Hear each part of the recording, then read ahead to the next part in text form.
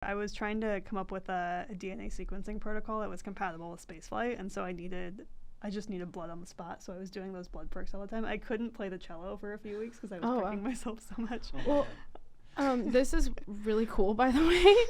I don't think I ever expected to hear that sentence ever, that I was coming up with DNA sequencing methods for space flight, and I had to prick my fingers so many times that I couldn't play the cello for weeks. I was just like, that was beautiful. But yeah, okay, so I similarly, this is like where regulation gets problematic, right? You like the example that you gave where regulation gets problematic. There was an example that I went to a conference last year, and somebody who had used Oxford nanopore technology in the field, they came up, they were talking about what they were doing. So that's the only DNA sequencing method compatible with spaceflight right now. Really? Oxford nanopore? Oxford nanopore. Very cool. I mean, I'm a proponent of long-read sequences. A mid-ion flow cell, but I was optimizing that DNA sequencing protocol. That is so cool. I want to nerd out with you separately about this. No, I'm serious. Like, I actually want to deep dive. I want to deep dive. So the point that I was making is that they had to do this field test in Africa. They saved people's lives. It was tetanus, but that's just one case. That's one case of an emergency where real-time, like, rapid ability to get sequence data could be life-saving. Yeah. Right? Because if you can diagnose a virus, bacteria, whatever, a pathology really fast, you could save somebody's life. Yeah. Right? We like this for space. So, like, Nanopore has a sequencing method now that's, like, it can start to partially sequence reads, and then if it's not the sequence you're looking for, it ejects it and, like, preferentially sequences something else. It's not sanctioned. A lot of this is not sanctioned in the United States. You mean, like, clinically? Yes, clinically. And we're talking about healthcare. So the people that did this study, they had to do it in Africa. And I just started laughing. I was like, you can get more cutting edge healthcare. I mean, in Africa than here because of our regulatory, like, bureaucratic bullcrap here. Like, it's just ridiculous. And, like, I think that's another place where spaceflight becomes more interesting. Yes. Yeah. So cool. Yeah, so I look at it that way with CRISPR as well. So usually if you want to apply CRISPR on Earth, you have to be using it at this point to, like, solve somebody's cancer or treat some sort of condition. So, like, a lot of the clinical trials that you see ongoing for CRISPR right now, you'll take someone's blood from their body, you'll perform CRISPR modification so that their immune system can target their own cancer cells. The use cases for using CRISPR for human enhancement on Earth are very ethically fraught. However, if you transplant humans to an environment where they are not naturally biologically suited, the argument for performing enhancements becomes quite different because now you need it just to have a normal human lifespan. Yeah. This is another interesting area, CRISPR. I know, a friend of mine, not CRISPR as the method, but they gene therapied themselves on a libertarian island. It's happening. This is like something that people forget. If we overregulate, it's the point that you made earlier. Somewhere else. Who is John Galt? Yeah. Okay, so if we overregulate here in the United States, we're just not going to have the technologies here in the United States, and they'll get developed elsewhere. And those stakeholders and countries will have a say in how that technology develops, and we will not. And so this is what's so infuriating to me. There's this balance. It's like, okay, even here in the United States, we have things ongoing that are not being done intelligently. Embryo selection, a use case that I brought up, they select out autistic people. They select out genes for schizophrenia. Now, we only understand with the polygenic risk score analysis, which is just looking at correlation. Well, autism's such a weird one, too, because the symptoms are so wide-ranging. Yeah. You have people who... I wouldn't be here. Let's be honest. No, just like, jokes aside, genetically, I'm sure I have some of the markers. Like, I just know I do. So in science, like, everyone has a touch of autism, right? Yeah, like, what are everyone you has selecting for or against. But then there are cases where autism is completely debilitating. And I don't know that because it's one spectrum, I don't know if these polygenic risk scores are distinguishing between the two. It's not only that, it's that it's only correlation. Without further understanding and study and environmental impact analysis, like epigenetic analysis on how the environment impacts the cellular function, DNA function, calls DNA, like research on the intergenic regions that varying different people have. Development's a huge part of it. That might impact signaling with the expression of those genes. We should not be using those correlational analyses to remove portions of our population, because instead what we're doing, like we have so much bureaucracy around what research can be done that instead we're limiting like the knowledge that we can have, right? And so we're making these selections on diseases that are also like I have this thing that I say, which is that the only difference between the biggest difference between genius and crazy can be answered with one question: is it adaptive? This is like where you see like in both tails of the normal curve distribution. Something I had like a middle school teacher tell me was like the true sign of intelligence is how quickly you adapt to change. Yeah. So it's like there are traits that we have that are correlational to disorders, and then in a high functioning person could be correlational to a skill. Yeah. Right? And if you put that person with a disorder in the right environment, like if our education system wasn't so cookie cutter, right, then you might see that become a skill. Well, this is an interesting part where AI has a potential to transform, like even just rudimentary educational systems, is you can have a system that's actually adaptive to each individual. So I'm actually quite optimistic that cookie cutter model could change. Well, I mean, UATX. Yeah, like you're living it. Trilogy is trying to do that with, I have a friend, Hannah Frankman, who's, she's trying to change how children are able to access education to really truly learn and bring awareness to that. Rebel educator, I think. Yes, next, right? That is correct. Yeah. And so that's like one thing, but like the point is that we're making decisions and we're selecting out portions of our population already. It's already happening, and we're doing it with limited information. Yeah, that's concerning. It was interesting what we had touched on earlier about people doing things they couldn't do in the U.S. and other countries, because I think there was a story recently picked up by Pirate Wires where that city Prospera that was doing what were they? Do you know? Are you familiar with the story? I don't remember what they were doing. I just share the story. I know somebody involved in that who's a wonderful person, but go ahead. Yeah, well, you're kind of at the liberty of like whatever these countries, like they could be okay with something 1 minute and then crack down very quickly the next. And so there's a question about like what's the stability of the country that you're doing this in, because the U.S. tends to be pretty stable. You're usually not going to get shut down overnight. There's exceptions to that, of course, if like you're found to really be breaking the law or something, but it doesn't seem to be at the whims of any particular political group. What were they? Do you know what they were doing? I forget. I do. That was the use case that I was giving, where I have a friend who goes to Libertarian Island and does gene therapy. I don't like. So it was a gene therapy thing they were doing there. Yeah. Well, I'm sure they've done other things. Like he's gonna go get LED lights put under his skin. So it's like okay, cool, go do you be the guinea pig. I'll watch. But anyway, like yeah, people are gonna go do these things if the technologies exist. We can only support them and remain informed and involved, which means that we need to get out of our own way. Yeah. Right, as a country, as a species, and just like acknowledge these things are happening. Do you want to make them happen for good, or do you want to like I always have this other reference that I say, where it's like, don't ever abandon a friend in a codependent relationship, because then you're just isolating them there. It's like I apply that to like governments. I apply that like when you have people boycotting countries because they don't like their politics, and it's like, okay, so you just want to let them keep developing in the silo. This is the same thing with science and research and technology. You can either become a part of the discussion and embrace it, or you can put your head in the sand like an ostrich, and it'll happen around you, and then you'll look up and a lion will be eating you. Yeah. It's like, I mean, that's the question too. These things are going to happen whether or not you want them to. So how can you direct how they're going to happen? and if you want to be part of the discussion. I worry about this with the artificial womb.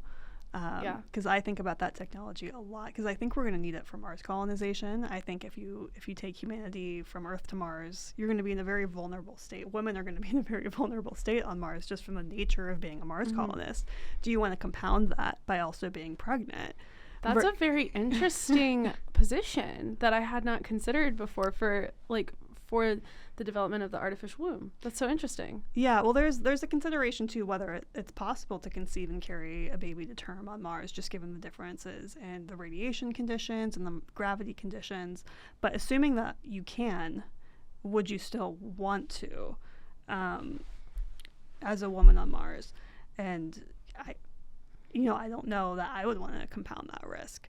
So as we're thinking about development of the artificial womb, we have to consider, how is this going to be regulated? Who can have these? Can a company just buy millions of these and produce people? Or do we have to still sell them to people in a traditional family structure? What's the range of acceptable use of the artificial womb? This is a whole ethical debate, but if you think about the things that go into how people turn out as adults, upbringing is really important. I think I used to trivialize this until I realized that even my biology as a woman is what makes me run my company the way that I run it. It's collaborative, it's more nurturing. It's like I'm the mother of my company. There's an element of biology in this, and we often as human beings forget about the importance of that in our cognitive brain development. And I mentioned that I had a more difficult upbringing and in some ways, and this is, and childhood, bullying and stuff, and other traumas and whatever, that shaped me, probably me, given my psychology, for the positive to be an entrepreneur. Well, for the positive, it's what is positive, negative? Okay, I have the need to go and change everything because of that. I know, bullying too. You care a lot less about what other people think of you after you've gone through that. Yeah. Which is helpful for an entrepreneur as well, because you have to hold on to a vision despite the criticism. Yeah, and you sound like you can empathize. So we're kindred spirits. And I know what you're doing is incredibly vision centric and entrepreneurial, and you have to put up with crap all the time, and so it's and the odds are not stacked in our favor. So there's the positive to that of there's this equation that we don't even understand with upbringing. And when you bring up that ethical debate of the artificial wombs, where I was getting I think we would have to have a whole discussion of what that family system on Mars would look like, but we would be breeding almost like a separate humanity. Yeah. Well, there's the question too, if whether or not an artificial womb would even work in a psychological sense, because we don't know if there's any sort of psychological benefit to being gestated inside of a living human woman in the way that you would lose when you have an artificial womb. Yeah. What impact on psychology does that have? Well, you brought this up with a very the difficulty of doing analog research with space. This is very similar. It's even if you use animals, they are not cognitive in the same way that human beings are. We can maybe get some data. We might very well create a separate not, so it's like bonobos and chimps, genetically mostly similar, but still distinct species. But we might create, in some ways, through cultural barrier, because barrier to reproduction is what enables speciation, what could almost be classified as another species if we do this wrong. If we do this right, or wrong, right, but depending on how we do this. It's really interesting because we've had this intersection of cultures around the world through globalization over the past century, and when we think about space colonization and how we're going to change as a species in order to accomplish this, we might be looking at some sort of mass speciation event. Where we're creating an intentional one. Yeah, and we're creating diversity that we haven't ever seen on this planet before. Yeah. Everybody, this is where the definition of what it means to be human to various individuals becomes important. For me, human, not human, this is not as important as consciousness. and persisting like consciousness in the way that humanity embodies it, intelligent life, right? And evolution is adapting to new environments to ensure survival and thriving. Hopefully you get to be happy. So we wouldn't want, I don't think, the people that are most adapted to Mars might not be most adapted to Earth. And we wouldn't want people to be on Mars suffering. So my feeling would be that we should facilitate those adaptations if there are going to be people that are going in the evolution. If we are going to be hoping to grow consciousness to flourish there, and adapting people to be able to live and flourish there, we shouldn't be trying to save our rudimentary definition of what humanity is at the expense of their ability to flourish, thrive, and have a positive psychology. So what do you think about that? Yeah, I think, if you're establishing a permanent colony on Mars, that's much different than going there for a stint and then coming back. And the type of adaptations you might want to make to humans might vary significantly. Like, it makes more sense to edit the genome if you're creating a civilization that's going to persist there indefinitely. Mm-hmm. If you're doing something like where you go there for a bit and come back, well, what's really interesting to me, and these have been somewhat controversial in the public, but the prevalence of and the development of mRNA vaccines, because these are vaccines you can give to people that will produce certain effects, but they'll be temporary. So if you can, instead of inducing permanent effects into the genome, induce something that's temporary for a duration of a stay on Mars, where you're willing to take certain potential side effects that maybe you wouldn't want to tolerate in a normal situation on Earth. Yeah. This is like this. I can think of a million ethical debates that are going to come out of this. That, like, should those people that elect for those temporary solutions, should they have to opt out of reproduction after? That's a question. Probably not. But like, I don't know about the temporary ones, since I'm talking mRNA vaccine. If you edit the germline, that's a different situation. I know if you edit germline, it's very different. I'm just thinking. I was getting more broader context, like all of the debates that are going to come out of this, and how rapidly we're going to have to make these decisions. Yeah. Well, the issue too is to edit the germline, you'd probably have to make the changes very early in embryonic development, in which case it wouldn't be you making that decision, it would have been your parents. Well, so this is like the guy who did CRISPR on 2 twins in China who got imprisoned for it. Like, you have to do it very early. Even one of those twins was mosaic. So meaning that, for audience listeners, that the CRISPR gene editing changes didn't apply to the entire embryonic, the entire blastocyst. Yeah, like how many cells did he edit on? Like, it was a handful. It was like 8 or something, right? So it's a blastocyst. So maybe it penetrated 4 or something to make it mosaic. Yeah. And so this child was born mosaic. And so some of the tissues developed with the edited.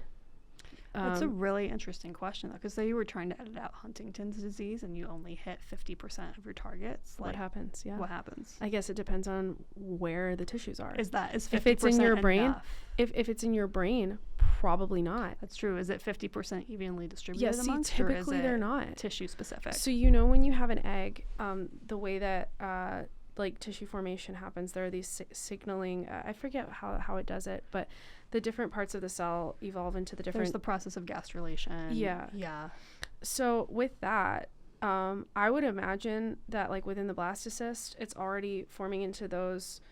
So if it hit like clusters. The endoderm, but not the ectoderm and mesoderm, you would have one lineage, a set of tissues impacted. Or even just like the regional set of cells, like if it's a like more advanced stage blastocyst and like maybe it has 13 cells, and you hit like 13 in this corner, and then those develop into legs, and then you have like legs that have the Huntington's curve, but the brain, the whole upper body still has like. But if he did it when there were only 8 cells, I don't know that. Before. I don't know that for sure. The mesoderm, exoderm, endoderm. Yeah, I don't know distinction. That. I don't know that for sure. But the point is the importance of timing. Yeah.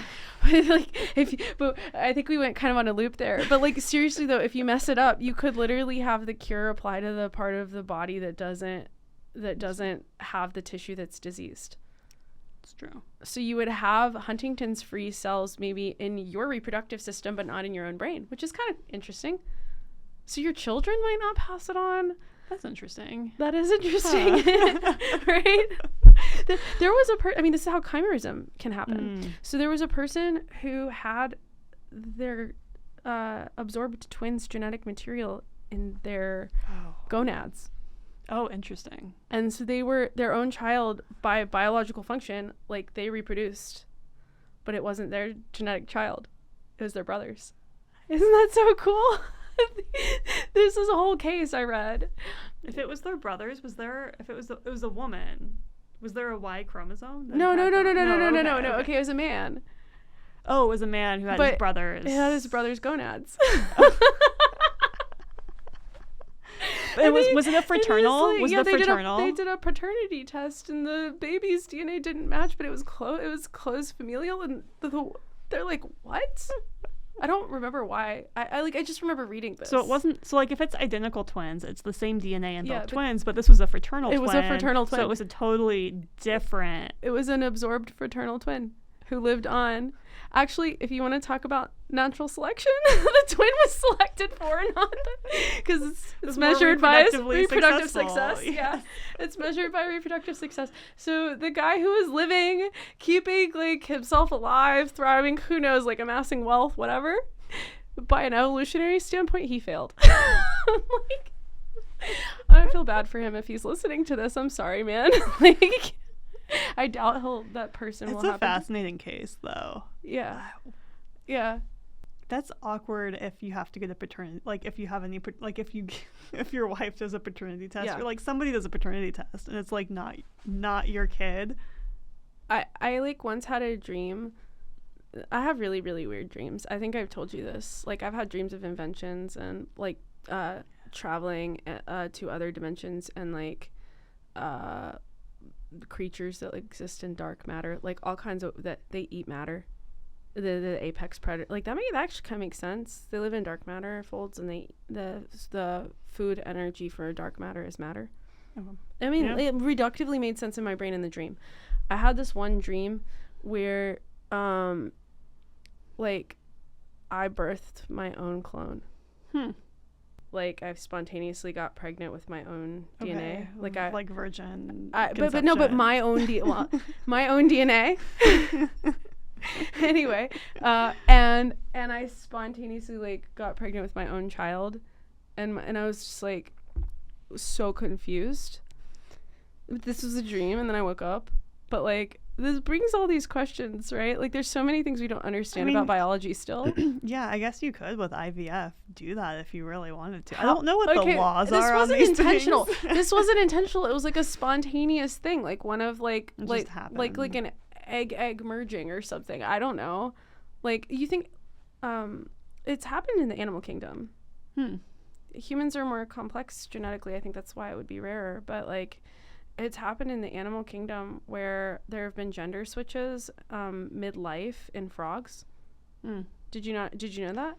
There was a species of frogs where like there was a decline of all the females or all the males in the species. So some of the females started or maybe some of the males started turning female. I don't remember which it was, but it was like fascinating.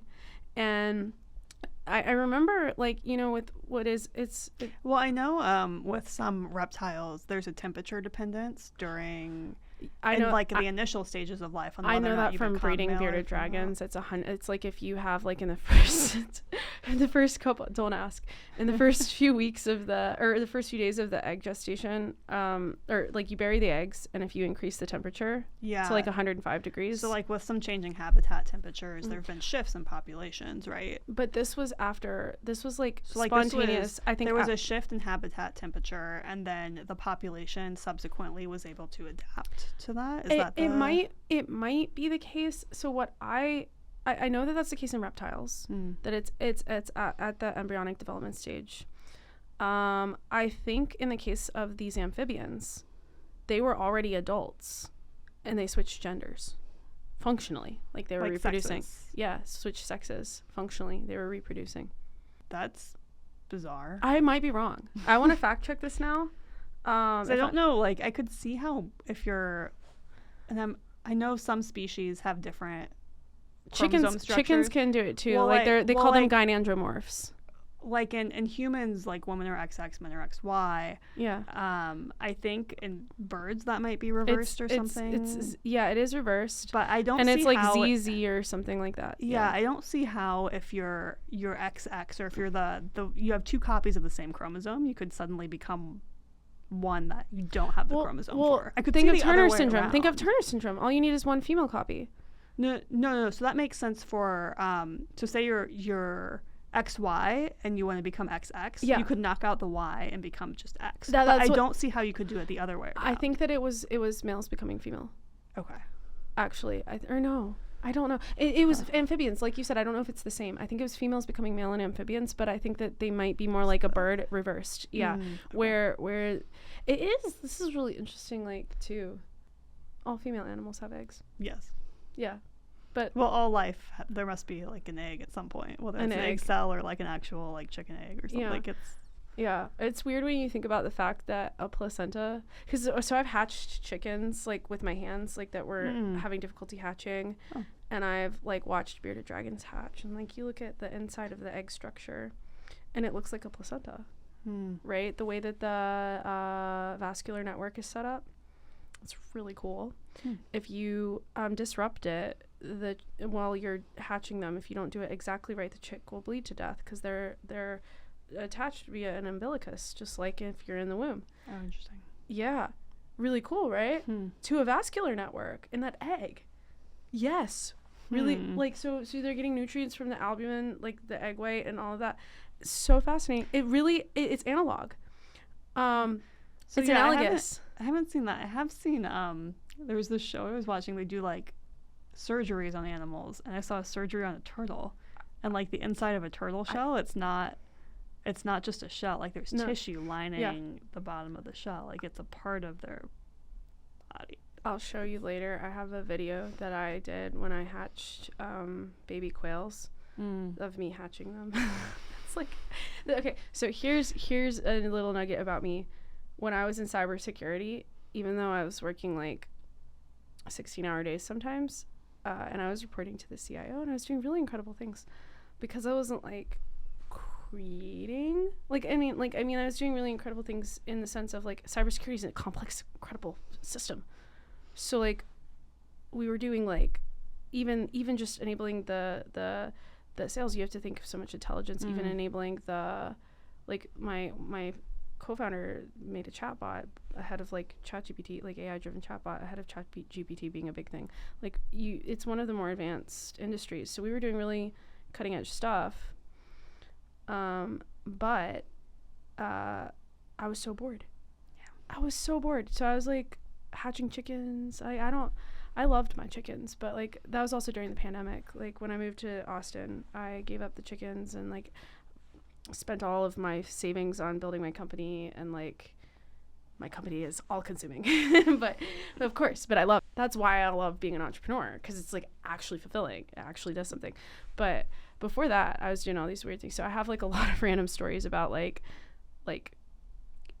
eggs and like, but yeah. Well, that actually brings up something else I've been thinking about, is sort of like a strategy for space exploration, because like there might be, we don't have evidence of alien life, but we also don't know what's out there, right? And so the fact that we don't have evidence for any other sort of conscious being that we know of, in the universe. No. Let me finish my point. Oh yeah. The fact that we don't have any sort of evidence for any other sort of conscious being sort of means that we should colonize pretty aggressively, because we could be all that there is. That's a distinct possibility. However, the fact that there could be something beyond our line of sight means we need to exercise a certain degree of caution, because we don't know what that would be. So that there's this almost paradox to space exploration, this idea that we have that our own consciousness is worth preserving and we must preserve it at all costs, versus this competing viewpoint that there could be something beyond our line of sight that might seek to destroy us. And how do we balance that when we go out beyond? I don't think this is relevant for Mars, but I think beyond our solar system, this becomes increasingly relevant. Yeah. Well, that's interesting. So There are some that say that we do have evidence. That was just going to be the point. Yeah, I interrupted you. I just wanted No. I was just going to say, well, that was my point. My point was just like that we know. But yeah, you're right. I mean, that we publicly know. Yeah. Like, what's the strategy for like self-preservation? Well, I mean, no, we don't know that. I mean, I think if we go in enough directions, we increase our probability of survival. It's like if we spread faster. But what if you hit something that just wants to wipe you out? Yeah. But this is like the thing. Would it be able to find all of us? But what if Earth? Right now it would. You're kind of getting into like that series, The Expanse. I think it's more of No, but you have you seen that? The Expanse? I have seen The Expanse. I'm thinking more of Three-Body Problem and that too. Dark Forest Hypothesis. Well, in The Expanse, there had been a species that humans on Earth probably descended from that were virtually wiped away by something that wanted them to not exist. Another alien species. I did not finish that series. So I thought you said you were seeing I've seen like the first. How far in was that? I've seen the first 4 seasons. Okay, well, the point is that like Earth was that outpost. It was the last remaining thing, I think. Interesting. And so like when the Earth beings then made themselves visible and it had been hidden, right? Like, I don't think that that's exactly how The Expanse went, but that was, like, kind of one of my interpretations of it in this context. It's like, yeah, what if we were... What if it's just a perpetual loop of, like, we were an alien species and we're the outpost of the alien species and we were hidden, and then we make ourselves visible, something kills us down to, like, one. But the life cycle is that we do have to go out and populate in lots of places and hopefully hide some life. Yeah. So it still is like a backup strategy. That would be what I would say. It's interesting because then if something's coming at you, how do you make sure that one place stays hidden? Because we're so interconnected. And I think even between Earth and Mars, there would be a degree of interconnectedness. Like, I'd have a hard time thinking somebody finds us on Mars and wouldn't also find us on Earth, but we'd have to be like distributed beyond like regular communication pathways, probably. When we populate the solar system and beyond, we'll have to have additional redundancy plans baked in, I think. And like it's like Ender's Game. They had the egg hidden on that one planet that was in the simulation that Ender would go into when in his training, and the queen like had her progeny there, right? And Ender raised the egg. I actually have not. I'm sorry again. Gone down. Yeah, I haven't. I don't know that. Read or watched. I don't know that they I don't know, but it's like spoilers. We'll have to put spoiler alerts on the thing. For The Expanse, for Ender's Game, for Dark Forest. I didn't go too much into that. You didn't go too much into Dark Forest, but it's like this idea like where we may have to. That's another. You keep going back. We circle back to artificial wombs, and artificial. This is another TV reference. What was it called? Raised by Wolves. Robot raised children and in like AGI with artificial wombs. Like, that's an interesting hypothesis. Like, how well could an artificial intelligence do at raising humans? Yep. But like it would have to, in this case, they were really advanced. Again, spoiler alert. Really advanced artificial intelligences. By the end, they felt like they kind of developed consciousness. So like, but yeah, assuming it was not that advanced, how well could it fake How well could ChatGPT raise your kids? How well could ChatGPT fake being a mother and father? Yeah. To raise a child, because it would just need to be mimicry. But what's missing? Would the child grow up insane? But anyway, we would have to like have like sleeper embryos frozen in cryo with artificial wombs on various different locations. Like, that would be maybe a contingency plan. Yeah, well, that's interesting too. When do we start developing and deploying like actual contingency plans for when things go very far sideways? Like on Earth, there's these in case of nuclear war, people are storing like seed banks underground to like survive nuclear winter. So like this is kind of a version of that, where like if all of humanity gets wiped out, is there some place that could then deploy new humans de novo? Yeah. And it's like, okay, another spoiler alert, Superman. When he's like deployed out in the pod that's teaching him and like everything on his way to crashing on Earth and being raised by a human family, but they didn't know he was going to be able to be raised by a human family, so they had all the crystals with the memory bank and artificial intelligence to raise a child, right? They did. I haven't thought of it that way, but that's true. Yeah, that was how that was structured. Yeah, because the species level extinction happened. So I guess if Superman landed on a planet that didn't have any sort of intelligent life on it, the thought was the Fortress of Solitude would have been his like nursery. Yeah, but he was all alone. They should have sent him with a little girl superhuman. Right, he had no way of reproducing, right? Yeah. Like, so what was the purpose? To just torture their child? That just hit me. How did they even know he would be able to reproduce with Earthlings? Did they know that there were people on Earth? I think that they did, but they were trying to save the species, right? Their species. But they didn't send a female baby.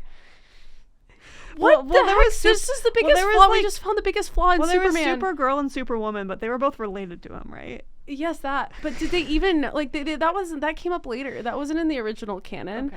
In the original canon, they just sent Superman and apparently his sister. So, like, I think that wasn't in the original canon. But that, the whole thing was, we must send you that you can survive and our species can survive. So, okay, well, did they have genetic engineering technology they also sent, so that if he did have to, they could make it different enough? And we come back to the artificial womb. so it's like, but like, okay, we just discovered the biggest flaw in Superman. His parents, like, either committed child torture by like sending a child off to be like live in isolation and die in the event of species level extinction, or they sent him to a planet where he could not reproduce with any of the people there. They didn't know. They did not know if he could. Without genetic engineering technology, without gene splicing. Just dooming their species to extinction anyway. Yeah. Well, I guess it was a Hail Mary. Yeah, but okay. No, but I just think it's funny that nobody asked this question. Maybe somebody has on the internet, I'm sure. But they didn't send a female. They might have known. I don't remember if they knew about Earth. They had no idea if he would be able to reproduce with the people on Earth. Yes, exactly. They had no idea if he would be able to reproduce, and they just sent him to Earth, and without a female. Just send one more pod. Just send one more pod. And like put not a blood relative. Put one more baby in the pod. So the one outcross corrects this, by the way. So I know this because of dog genetics. I genetically tested all three of my dogs. One of them has passed away of old age, but since I did this, but one of my dogs that was like, she was a mutt. She had 10% super mutt, and yet somehow she was more inbred than a Targaryen. Like, she was a rescue. I like that that's the benchmark, too. Yeah. She had a 28% coefficient of inbreeding. That's more than, like, sibling. That's more than sibling offspring. Like, some mutts. It means that siblings from two cousins had a baby. But the thing is, you do one outcross to, like, a different dog breed, right? So, like, you do a poodle that's 25% COI, and you outcross them to, like, another breed, and the offspring will be born with only, like, a 2% COI. Okay. So and I know this from drastic data. Improvement. I know this from data. So it only takes one outcross. I think that there's, like, lots of little snips that we can just, like, randomly drop. Oh, that time that Eliah and I talked about the artificial womb for, like, an hour in different ways. And we went on so many tangents, and they all circled back to the artificial womb. They did. Yeah. Okay. This is really fun. I don't want to, like, say it's over now, because every time I've said, okay, it's over, then it starts again. So, like, I'm just going to, like, let it end and leave. Just walk out. Yeah, just walk out.